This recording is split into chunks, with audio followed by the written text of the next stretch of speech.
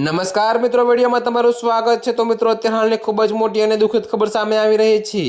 ત્યારે મિત્રો તમને જણાવી દઈએ કે 70% માતા પિતા આ મોટી ભૂલ કરે છે।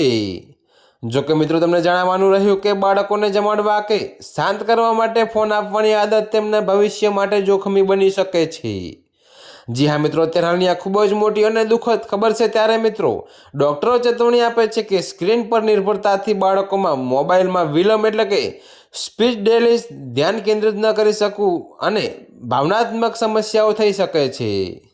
ત્યારે મિત્રો તમને વધુમાં એ પણ જણાવી દઈએ કે જો કે મિત્રો મળતી માહિતી પ્રમાણે આંકડા મુજબ 70% માતા પિતા બાળકોને ખવડાવવા માટે ફોનનો ઉપયોગ કરે છે।